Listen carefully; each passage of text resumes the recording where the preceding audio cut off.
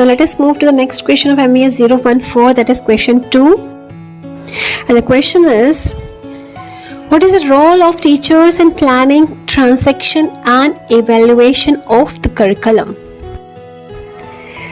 So the answer could be in this way. Teachers or educators are the major pillars in teaching and learning process. Undoubtedly, the most important person in practice curriculum is the teacher. With their knowledge, experience and competencies, teachers are central to any curriculum's improvement. They are responsible for introducing the curriculum in the classroom and outside the classroom as well.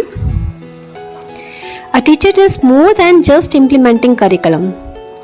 While curriculum specialists, administrators and outside education companies spend countless hours in developing the curriculum, but it is the teachers only who knows best what the curriculum should look like, because they work directly with the students who are meant to benefit from the curriculum.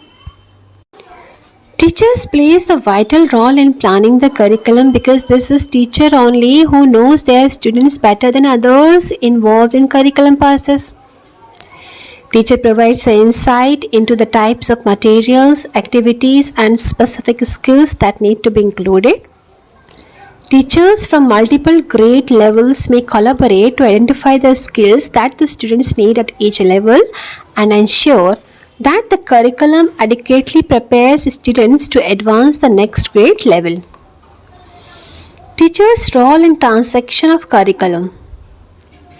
Actually, teachers only can gauge whether an activity will fit into a specified time frame and engage the students. Therefore, every teacher should be allowed to provide input during the creation stage so that they feel more confident that the curriculum was created with their concerns. Teachers implement the curriculum in their own classrooms, sticking to the plan that has taken so much time, careful planning and efforts to create. Evaluation.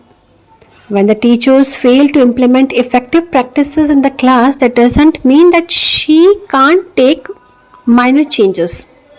Rather, the curriculum is designed in the way that it allows the teachers to be flexible to add a few personalized components from selection of required activities.